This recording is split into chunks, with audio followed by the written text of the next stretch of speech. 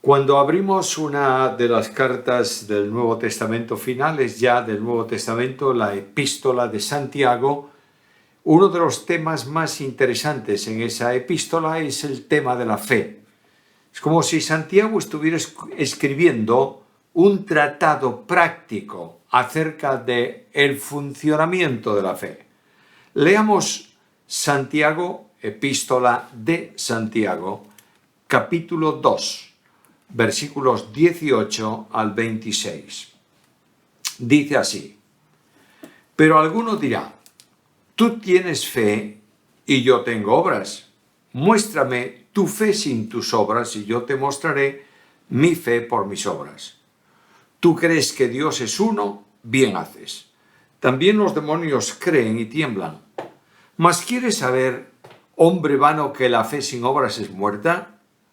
¿No fue justificado por las obras Abraham nuestro padre cuando ofreció a su hijo Isaac sobre el altar? ¿No ves que la fe actuó juntamente con sus obras y que la fe se perfeccionó por las obras? Y se cumplió la escritura que dice: Abraham creyó a Dios y le fue contado por justicia y fue llamado amigo de Dios.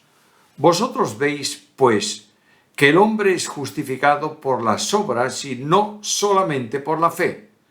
Asimismo, también Rahab la ramera no fue justificada por las obras cuando recibió a los mensajeros y los envió por otro camino, porque como el cuerpo sin espíritu está muerto, así también la fe sin obras está muerta.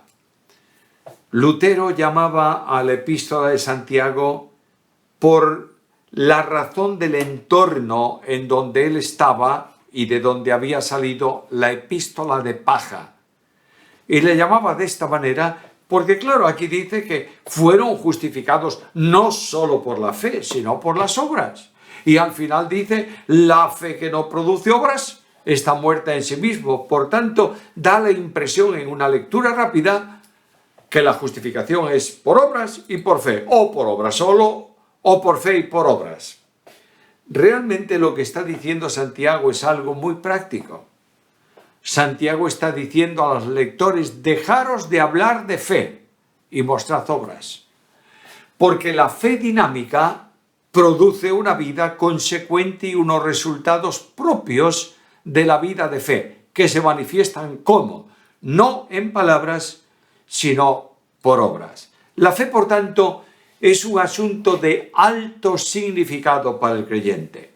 La vida cristiana se alcanza por gracia mediante la fe y se desarrolla dentro de la misma fe. El apóstol Pablo escribe la carta a los Gálatas, capítulo 2 y versículo 20, y allí dice de esta manera: con Cristo estoy juntamente crucificado, y ya no vivo yo, mas vive Cristo en mí. Y lo que ahora vivo en la carne, es decir, en el vivir cotidiano, lo vivo en la fe del Hijo de Dios. No dice creyendo en Él, sino en la dinámica de vida, en la fe del Hijo de Dios, el cual me amó y se entregó a sí mismo por mí. Los cristianos hablamos mucho de fe. Y si alguien nos dice, ¿cómo fuiste salvo?, le respondemos inmediatamente: justificados pues por la fe tenemos paz para con Dios por medio de nuestro Señor Jesucristo. Pero debemos entender, con la misma facilidad con que recitamos textos bíblicos sobre la fe, debemos entender con claridad qué es la vida en la esfera de la fe. Por eso en la lectura del pasaje encuentro tres cosas. Primeramente, la fe en sí. Santiago habla de fe, menciona la fe, se identifica con una fe operativa. En primer lugar, la fe. En segundo lugar, la dinámica de la fe, es decir, cómo funciona la fe. Y finalmente, la responsabilidad personal mía en relación con la enseñanza acerca de la fe. El párrafo que leímos, primeramente, pues la fe. El párrafo que leímos contiene 7 veces la palabra fe. No define la fe, afirma la fe y dice que la fe se manifiesta en las obras, etcétera, etcétera. Por tanto, no hace una definición que dice la fe es esto, aquello y lo demás allá. Porque la Biblia no es un libro de definiciones, sino de afirmaciones. Cuando tú defines una cosa, le has puesto un marco. Y todo cuanto no está dentro de ese marco no encaja dentro de la definición. Pero la fe comprende situaciones, momentos en la vida del creyente que no puedes comprender en una sola definición acerca de la fe. Porque la fe, además, está relacionada con un estilo de vida. Miremos el versículo 18. Alguno dirá: tú tienes fe y yo tengo obra. Muéstrame tu fe sin tus obras y yo te mostraré mi fe por mis obras. Notad que hay un estilo de vida. Un estilo de vida en la fe que se manifiesta en unas determinadas obras. Y esa fe, ese estilo de vida, es el estilo de identificación con Cristo que hemos mencionado antes de Gálatas capítulo 2 y versículo 20. Lo vivo en la fe, en la dinámica de vida del Hijo de Dios. Ahora, la fe da firmeza, consistencia cuando rodea la experiencia del hombre, porque afirma la esperanza en Cristo. En Colosenses capítulo 1 y versículo 27 leo aquellas palabras de que la esperanza, Cristo es en nosotros esperanza de gloria. Ahora voy a la Biblia y me pregunto, ¿qué es la fe? Y sin buscar la definición, la Biblia afirma que la fe es un regalo, es un don de Dios. Voy a Efesios capítulo 2, versículo 8 y leo esas palabras 8 y 9, porque por gracia sois salvos por medio de la fe, y esto no es de vosotros, es un don de Dios, no por obras para que nadie se gloríe. Notad que fe femenino, y esto ahí está en el texto griego en neutro, por tanto, todo lo que tiene que ver con salvación, que es salvación y es fe, es un regalo que procede de Dios. Por tanto, la fe es generada en el corazón que no puede manifestarla por la acción del Espíritu Santo. Y esta fe generada por el Espíritu Santo en el corazón del hombre es el instrumento para salvación. Pero no solamente cuando yo deposito fe en Cristo recibo el perdón de pecados y la vida eterna, sino que la fe, que es instrumento para salvación en el arranque, en el inicio, para justificación, justificados pues por la fe, tenemos paz para con Dios por medio de nuestro Señor Jesucristo. Es el elemento para el desarrollo de la vida cristiana. La fe auténtica, genuina, que manifiesta visiblemente esa realidad en la vida del creyente, se aprecia, se revela, se exhibe por medio de obras. Versículo, capítulo 2 y versículo 17. Así también la fe, si no tiene obras, es decir, si no produce obras, es una fe muerta en sí mismo.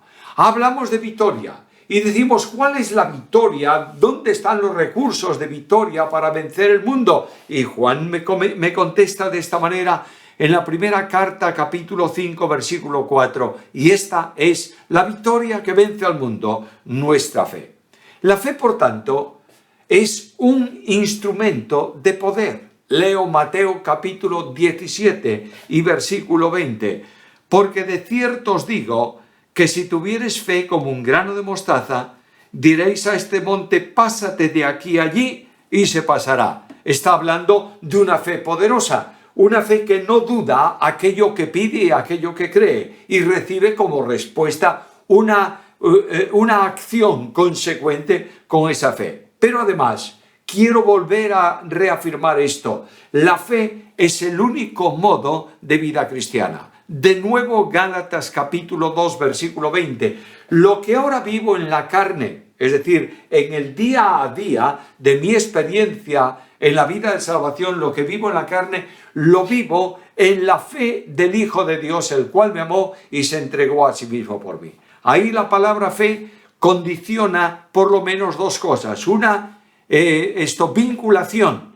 Lo vivo en la dinámica que corresponde al Hijo de Dios. En segundo lugar, lo vivo manifestando al Hijo de Dios en mí. Y la manifestación del Hijo de Dios, que es el proyecto de Dios Padre para los creyentes, es operada en nosotros por la acción del Espíritu Santo, que reproduce las perfecciones morales de Jesús en nosotros mediante aquello que se conoce como el fruto del Espíritu. Esta es la fe.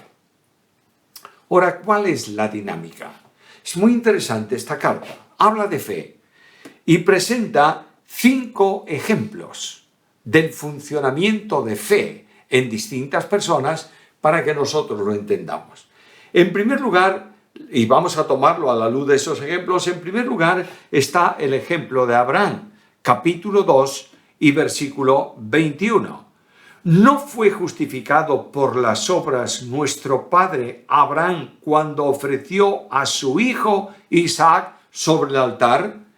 Habla de la realidad de la fe de Rahab, capítulo 2, versículo 25. Asimismo, también Rahab la ramera no fue justificada por obras cuando recibió a los mensajeros y los envió por otro camino. Habla de los profetas, capítulo 5 y versículo 10.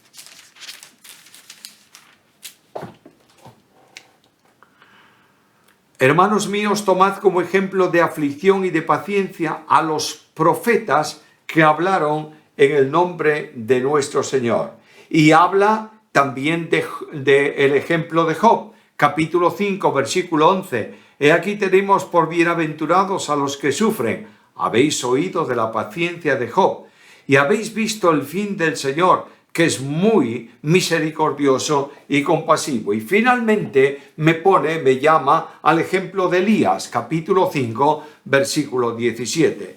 Elías era un hombre sujeto a pasiones semejantes a las nuestras y oró fervientemente para que no lloviese, y no llovió sobre la tierra por 3 años y 6 meses, y otra vez oró, y el cielo dio lluvia y la tierra produjo su fruto. Ahora bien, estas 5 referencias presentan ejemplos de la práctica de la vida de fe. En cuanto a Abraham, primer ejemplo, capítulo 2 y versículo 18, es la fe que cree lo imposible. A Abraham se le promete un hijo y la promesa es, humanamente hablando, imposible. Abraham es un hombre próximo a los 100 años, Sara, su esposa, exactamente igual, y Dios dice a Abraham, Abraham, te voy a dar un hijo. Y yo me imagino la escena. Bueno, Señor, muchas gracias porque realmente soy muy viejo y no tengo heredero. ¿Y quién va a ser ese heredero? Y Dios le dice, un hijo tuyo, directo, mío. Pero, Señor, soy tan mayor, un hijo tuyo, Abraham. Bueno, ¿y quién va a ser su madre? Bueno, su madre va a ser Sara. Sara. Pero ¿cómo es posible que Sara sea madre de mi hijo? Si Sara es ya de edad muy avanzada, no puede lógicamente, genéticamente tener hijos y además es estéril. Dios le dice a Abraham, ¿crees o no? Y Abraham creyó a Dios y le fue contado por justicia. Es la fe que cree lo imposible. Mis queridos hermanos y mis queridos amigos, limitar la fe a creer lo que es posible es dejar inmediatamente de creer lo imposible. Dios demanda de nosotros una fe que crea en lo imposible. Dios demanda de nosotros que creamos a lo largo de este tiempo que tenemos por delante, que creamos, que aceptemos que Él es capaz de realizar imposibles en nuestras propias vidas. Nosotros vivimos muchas veces la teoría de la fe, pero es necesario que comencemos a ver cómo la fe opera. La fe sustancial, la fe genuina, cree en lo imposible. También la fe, en el ejemplo de Rahab, exige un cambio en el modo de pensar. Capítulo 2, versículo 25. Asimismo, también Rahab la ramera no fue justificada por obras cuando recibió a los mensajeros y los envió por otro camino. Rahab dejó de pensar como el resto del pueblo cuando creyó. Notad que Rahab cree en el Dios de Israel antes de que fuese destruida la ciudad y antes de que nadie le predicase. Rahab dice a los mensajeros enviados por Josué a ella: yo creo que vuestro Dios va a entregar la tierra porque vuestro Dios ha llenado de temor a los moradores de esta. Es una mujer creyente en el Dios de Israel, en el único Dios. Y la fe exige a Rahab un cambio de pensamiento. Romanos capítulo 12, versículo 2. No os conforméis a este siglo, sino transformaos por medio de la renovación de vuestro entendimiento, para que comprobéis cuál sea la buena voluntad de Dios, agradable y perfecta. Romanos capítulo 12 y versículo 2. En un tiempo en que es difícil conseguir un cambio de forma, la fe determina de que nosotros tenemos que cambiar nuestra manera de pensar. Donde creemos que más de lo mismo va a producir cambios en la obra y efectos diferentes, Dios nos exige abandonar ese pensamiento, a dejar de pensar o a pensar de una forma distinta a lo que algunos piensan en ese sentido. Donde otros hacen esto o aquello y les resulta, la fe nos exige a dejar de pensar en lo que hacen los demás, para centrarnos solamente en lo que Dios quiere que hagamos nosotros. El mensaje de hoy es un mensaje de una fe que funciona de una determinada manera, pero que no se abre a una experiencia de funcionamiento especial de parte de Dios.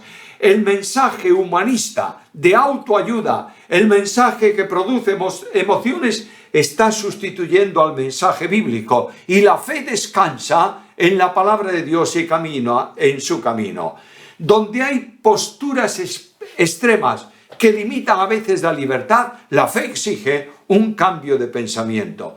Donde hay muchos que dicen esto se hace porque siempre se hizo así, debe ser desterrado del pensamiento del hombre, de la mujer de fe, y entender que Dios exige una transformación continuada y un cambio de posición. La fe genuina, la fe verdadera, exige un cambio de modo de pensar. Estamos viviendo nosotros en esa dinámica de fe. La fe verdadera es la fe que no se conforma con la situación. Capítulo 5 y versículo 10.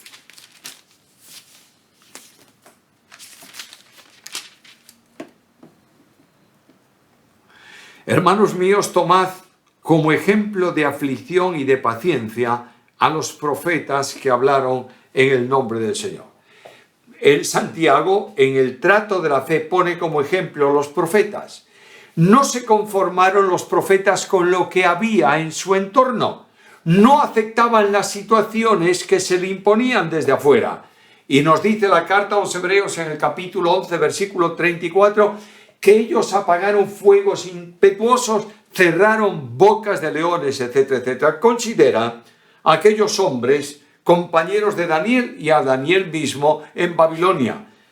Dios permite que pasen por dificultades y Dios los sitúa en un entorno en que, humanamente hablando, podrían vivir muy bien. Recibían la comida diaria, de la mejor comida de la mesa del rey, pero aquellos no podían conformarse con aquella situación.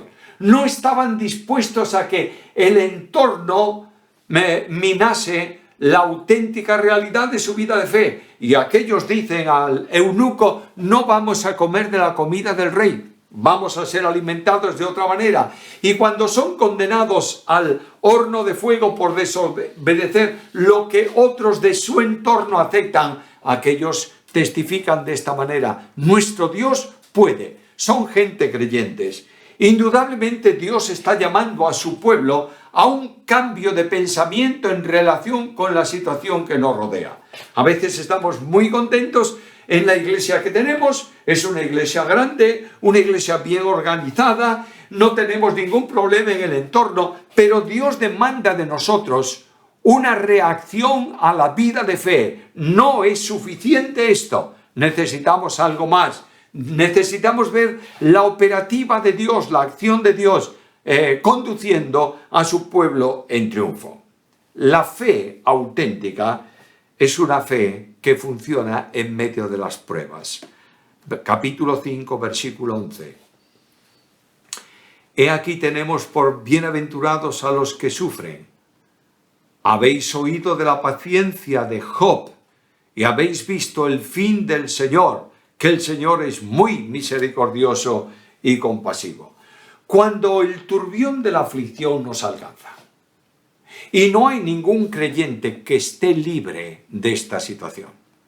A veces pasamos por hondonadas dentro del valle de la vida, en donde solo hay sombras. Y el Salmo viene a nuestro encuentro en esas ocasiones para hacernos sentir una realidad que es singularmente difícil para cada uno. Pero podemos decir que aunque ande en valle de sombra de muerte, no temeré mal alguno, porque tú estarás conmigo. Hay momentos, mis queridos amigos, en que todo se desmorona en tu alrededor. Y tú pierdes los apoyos más sensibles, más directos a la vida cotidiana. Ahí tienes a Job.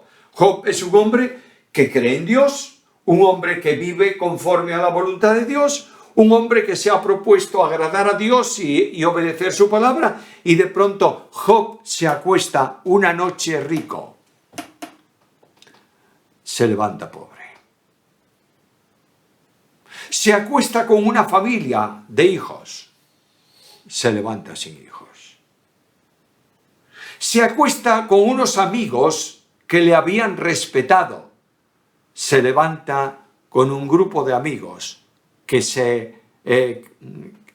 refieren a él cuestionándole y acusándole de lo que no es. Y es más, llega para mí el momento cumbre en que Job, sentado en ceniza, no podía estar en casa, ¿sabes? A veces nosotros nos hacemos unas ideas un tanto extrañas de las historias y del entorno bíblico porque desconocemos un poco ese entorno. Job es un hombre que los gusanos le salen por la piel, que tiene un olor nauseabundo. No puede estar en su casa. Está en la ceniza. ¿Y qué es la ceniza? No es el conflicto y la angustia, es el lugar de la basura, donde se queman los desechos de la vivienda, los desechos de cada día. Allí está Job sentado en medio de la basura y sentado en esa situación, rascándose sus heridas con una teja, porque sus dedos ya no son eficaces. Ahí viene su mujer y le mira. Y yo me imagino que Job estaría pensando: viene mi esposa, a la que yo he encumbrado, he colocado en la posición social más elevada.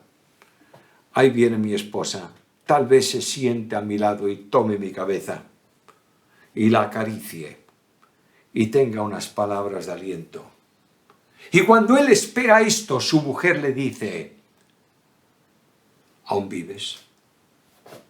Maldice a Dios y muérete. Oh. ¿Y qué hizo Job? El hombre que tiene una fe sólida sabe que Dios está en el control. Y dice que Job se inclinó y adoró, y pasa el tiempo.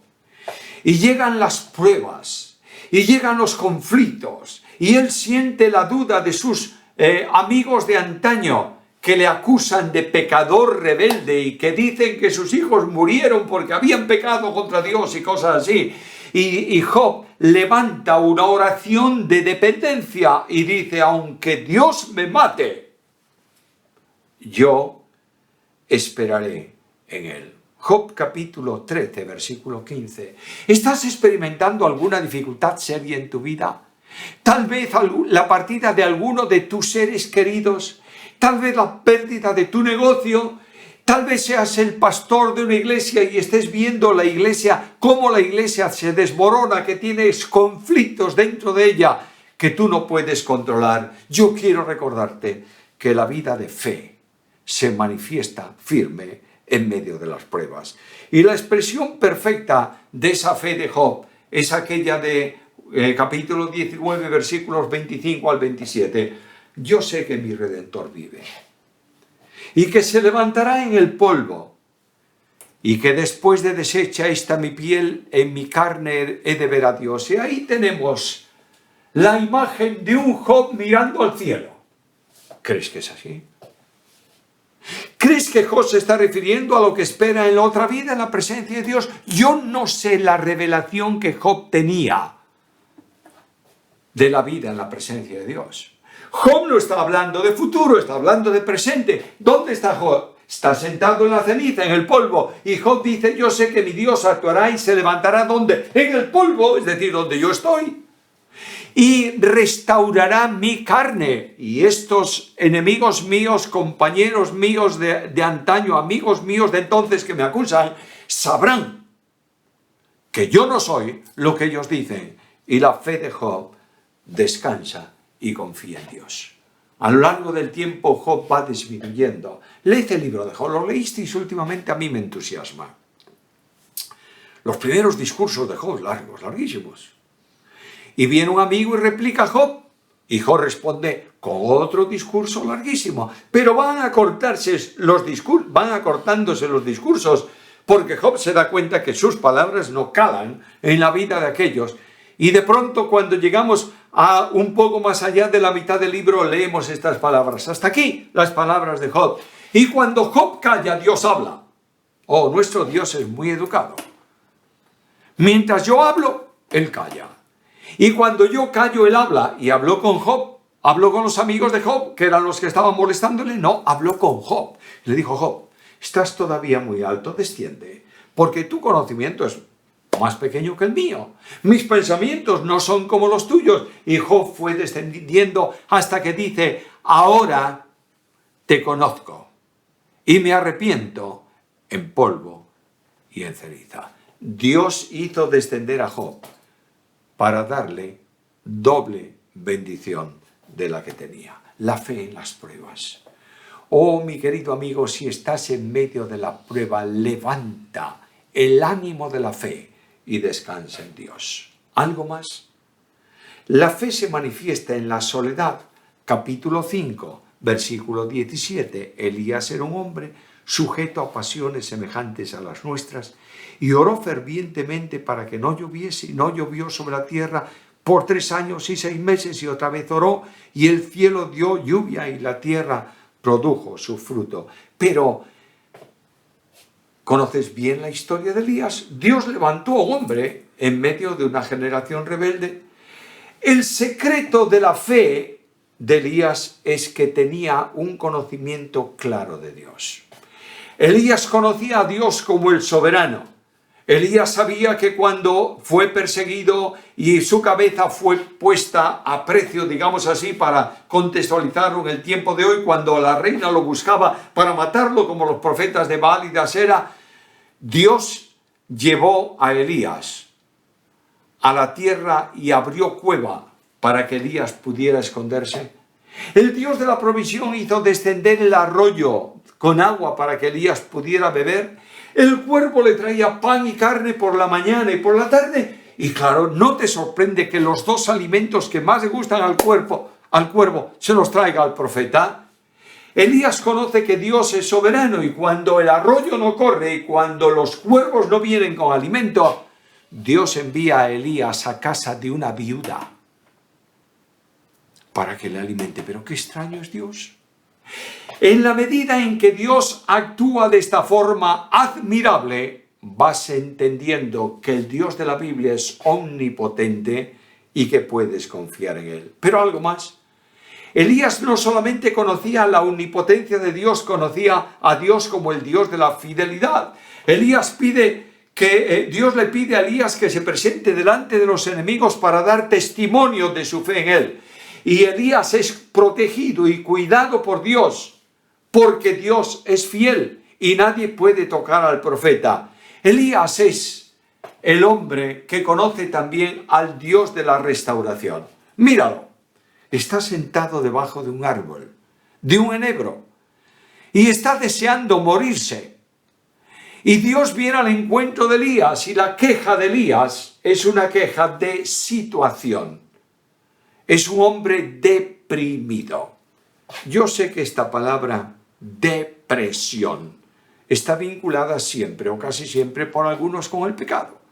Y hay algunos santísimos hermanos que piensan que un creyente verdadero, genuino, no puede entrar en depresión. Quiero decirte que la depresión puede ser producto del pecado, no hay duda ninguna, pero que la depresión es un problema psicológico, muchas veces por una enfermedad mental o por una situación insuperable.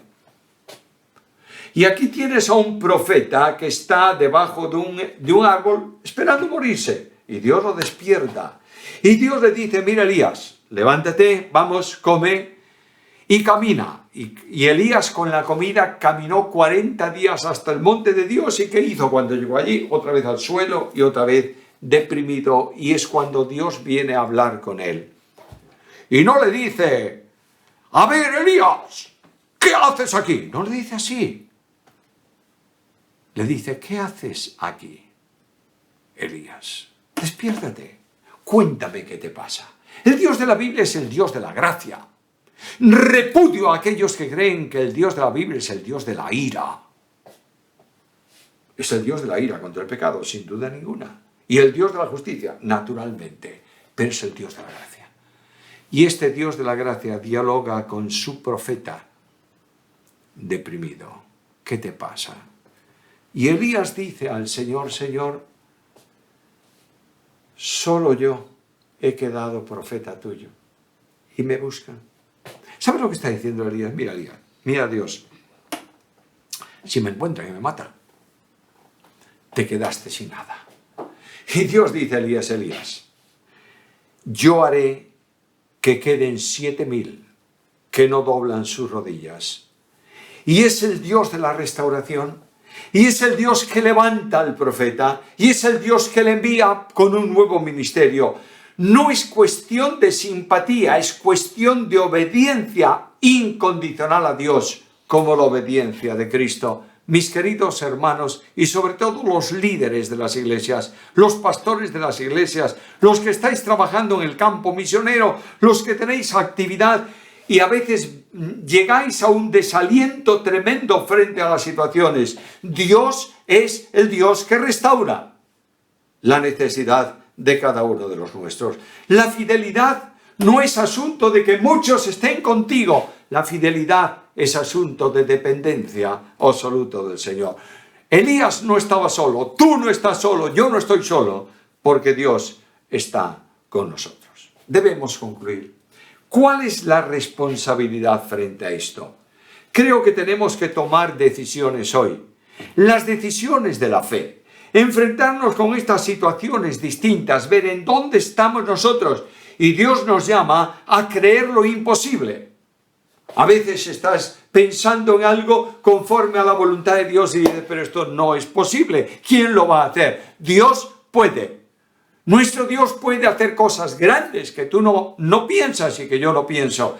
Y este Dios admirable alienta la fe. Yo te invito a que hoy comiences a creer en lo imposible para vivir la experiencia real de la fe. Que tú no te conformes con la situación. Hay situaciones en tu entorno históricas que mientras permanezcan te sientes tranquilo y confiado. Dios te llama a desafíos distintos, a que dejes de pensar como siempre se hizo, para ajustar tu pensamiento en el tiempo de hoy al pensamiento de Dios. Dios te llama a un cambio de mentalidad. Las cosas se hicieron de esta manera, pero deben hacerse de otra. La vida cristiana no es repetir lo que la historia a lo largo de los siglos trajo. Lo único que hay que mantener sin cambio de ningún tipo es la palabra de Dios, la enseñanza de Dios, la doctrina de la Biblia, la Escritura. Eso es inamovible. La doctrina es inamovible. Pero las cosas cambian, las formas cambian, los sistemas cambian. Y tenemos que adecuarnos, adaptarnos al tiempo de hoy, un cambio de mentalidad. Y sobre todo Dios te está llamando también hoy a que estés dispuesto a una fe de soledad. Estamos avanzando en un tiempo complejo, en donde la predicación bíblica ya no está de moda. Donde la enseñanza de la Escritura ha sido cambiada por otras formas de aparente enseñanza. Donde los mensajes expositivos han dado paso a los mensajes motivadores. Donde el predicador asienta su reflexión en su mente y la sustenta luego con textos que elige de la Escritura. Frente a esto, los que querráis vivir en dependencia de la Biblia, en predicar la Biblia, en asentar la Biblia, en ajustarse a la Biblia, vais a sentiros solos en muchas ocasiones. Y el peligro de la soledad es que Satanás la utiliza para inquietarte. La realidad del texto que hemos considerado es que Dios te llama al desafío de una vida de soledad si es necesario, para mantener una correcta relación con Él. Y que podamos decir al Señor ahora: Señor, auméntame la fe. Y que podamos vivir no en la teoría dogmática, teológica de la fe, sino en la experiencia vivencial de una fe que vive en cualquier circunstancia en dependencia del Señor. Oh, hagamos nuestra esa oración y pidamos al Señor una fe fuerte y firme para que podamos vivir de acuerdo con esto la vida cristiana.